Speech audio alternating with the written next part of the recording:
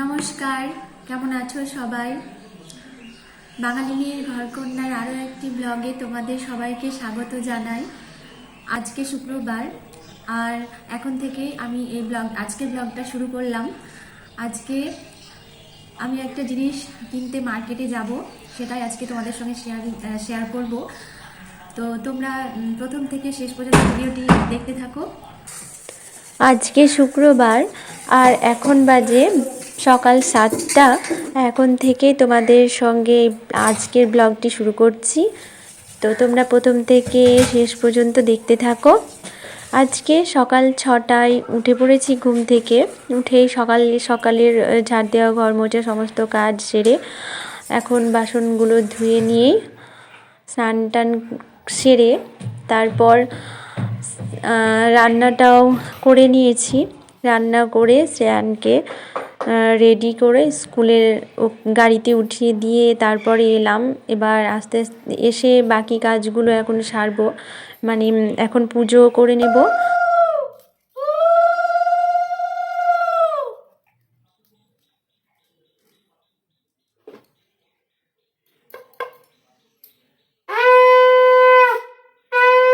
তো দেখো আজকে কি রান্না করেছিলাম। আজকে করেছিলাম আলু দিয়ে কাতলা মাছের ঝোল। এটাই আজকে আমাদের দুপুরের খাবার। আর আরও একটা জিনিস করেছি, এটা হচ্ছে মান সেদ্ধ, লবণ লঙ্কা ধনে পাতা দিয়ে আর সরিষার তেল দিয়ে মাখা। খেতেও খুব সুন্দর লাগে, তোমরা একবার বাড়িতে খেয়ে দেখতে পারো। বাবা ছেলে দুজনেই 10টার সময় খেয়ে দিয়ে স্কুলে চলে গেছে। আর এই যে এখন আমার সব কাজ হয়ে গেছে। গাছে একটু জল দিয়ে দিচ্ছি, জানালায় এই গাছটায় আমি একটু জল দিই কারণ নিচে আছে বলে।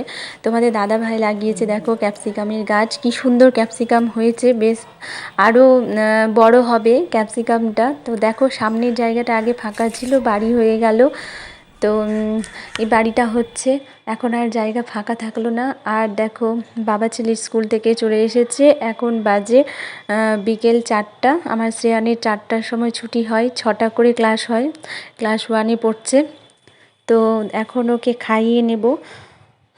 দুপুরের খাওয়াটা এখন ওর মানে সেই বিকেলে খেতে হয়, কিছু করার নেই। ডেতে স্কুল সেই বিকেল 4টার সময় ছুটি হয়ে তারপর ফ্রেশ হয়ে খেতে ওর 4:30 থেকে 4:45 বেজেই যায়। তো এখন তরকারিটা একটু ভালো করে গরম করে নিচ্ছি, কারণ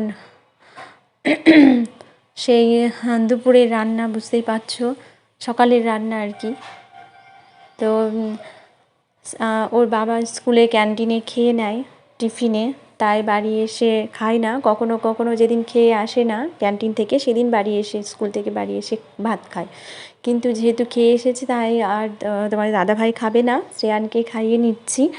তারপরে আমরা রেডি হয়ে যাব, রেডি হয়ে বেরিয়ে পড়ব। আগেই বললাম যে আমরা আজকে একটু মার্কেটে যাব, মার্কেটিং করতে, একটা জিনিস কিনবো, যেটা আমার মানে খুব শখের জিনিস আর কি, অনেক দিন থেকেই ভেবে রেখেছি। আর কাজেরও জিনিস বলতে পারো, আমার কাজের জিনিস।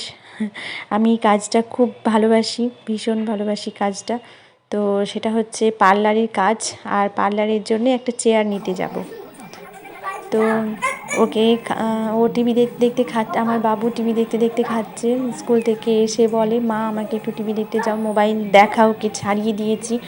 তাই আজকে 1 বছর হতে চললো, 1 বছর থেকে ওকে আর মোবাইল দেখতে দিই না, দেখে না, সেই জন্য টিভিটা একটু দেখতে দিই, দূর থেকে দেখে কার্টুনগুলো। তো দেখো আমি রেডি হয়ে গেছি, বাবুর জন্য বোতলে জল নিয়ে নিচ্ছি, গরম জল মিক্সড করে, কারণ ওকে তো ঠান্ডা লাগতেই থাকে। এত যত্ন করে রেখেও যে কীভাবে ঠান্ডা লেগে যাচ্ছে বুঝে উঠতে পারি না। তো আমরা এখন বেরিয়ে পড়ব। শ্রেয়ান স্কুল থেকে আসার পর ওকে খাইয়ে নিয়েই আমরা রেডি হয়ে গেলাম, এখন বেরোবো। তো সঙ্গে থেকে তো দেখো তোমাদের দাদা ভাই গাড়ি বের করে নিয়েছে। আমি এখন গেটে তালা টালা দিয়ে বেরোচ্ছি, আর শ্রেয়ান উঠে পড়েছে। তো এবার আমরা বেরোলাম, মার্কেট যাচ্ছি, যাওয়ার পথে আর কি। তো ভাবলাম যে যাওয়ার পথে ভিডিওটা নিয়ে তোমাদের সঙ্গে শেয়ার করি বাইরের জগৎটা, বাইরের রাস্তার পথ।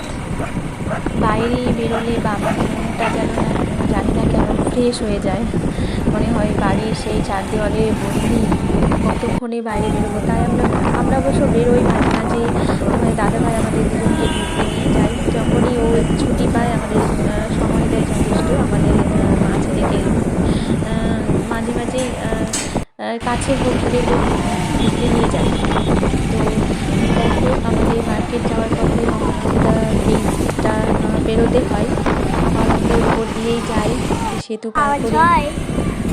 তারপরে এখন আমরা প্রায় মার্কেটে ঢুকে পড়েছি। তো এটা হচ্ছে মধ্যমপুর, জায়গাটাকে বলা হয় মধ্যমপুর।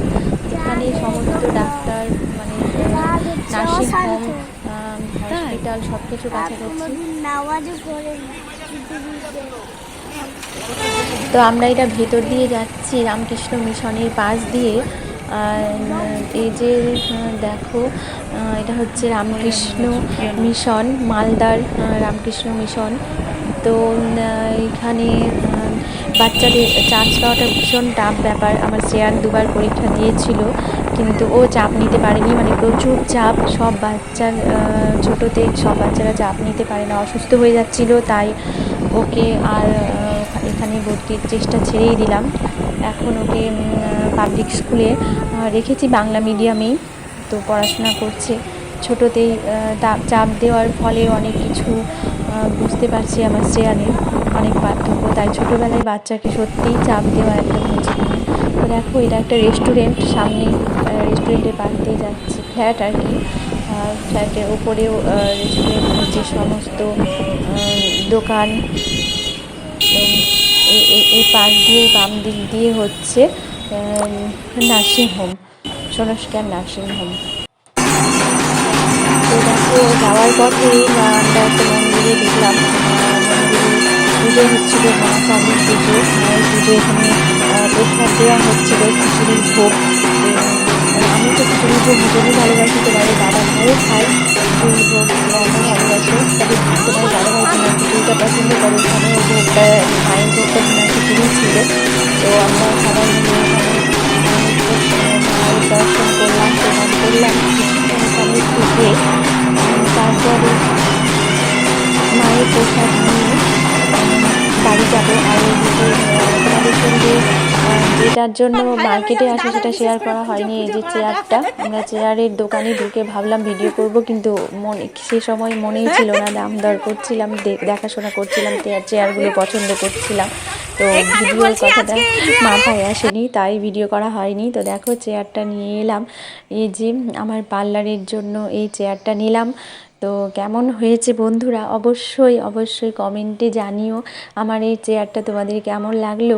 তো আমি এখনও পার্লার সেভাবে খুলতে পারিনি, আমি টুকিটাকি পার্লারের কাজগুলো করি, কিন্তু তোমাদের সঙ্গে পার্লারের কাজের কোনো ভিডিও শেয়ার করতে কারণ পারি না, কারণ সেভাবে পার্লারের জন্য তো একটা দোকান ভালোভাবে সাজানো দরকার। তো সেভাবে আমার সাজানো হয়নি। তবু এই নর্মাল চেয়ারেই আমি কাজগুলো করছিলাম, ফেসিয়াল, আইব্রো, হেয়ার কাটিং মোটামুটিভাবে আমি করি। তো তার জন্য চেয়ার ছাড়া খুব কষ্টই হয়। তারপরে পার্টি মেকআপগুলো করি, ব্রাইডাল, কনে সাজানো, এগুলো সব চেয়ার ছাড়া খুব অসুবিধে হয় করতে। সেই জন্যই ভাবলাম যে আগে চেয়ারটা নিই, একসাথে পারছি না সবগুলো নিতে। তো আগে একে একে সব কিছু নেব একটা একটা করে। তো এখন আপাতত চেয়ারটাই নিয়ে রাখি। বাজার থেকে চলে এলাম চেয়ার কিনে। দেখলে চেয়ারটা কেমন হয়েছে অবশ্যই কমেন্ট করে জানিও। আজকে মার্কেটে গিয়ে কি কিনলাম তো দেখতে পেলে ভিডিওতে, পার্লারের চেয়ার কিনলাম। তো চেয়ারটা তোমাদের কেমন লাগলো অবশ্যই কমেন্ট করে বলো। তো দেখো এখন মার্কেট থেকে আসার পর শ্রেয়ান বাবার সঙ্গে গল্প করছে আর পড়া করছে। শ্রেয়ান এখন একটু পড়ে নেবে। শ্রেয়ান মোমো খেয়েছিল, তাই ওর পেট ভর্তি, রাতে আর কিছু খাবে না। আর এখন একটু পড়া করে ঘুমিয়ে পড়বে। তো আজকের মতো ভিডিওটা আমি এখানেই শেষ করলাম। গুড নাইট, আবার দেখা হবে নতুন কোনো ভিডিওর সাথে।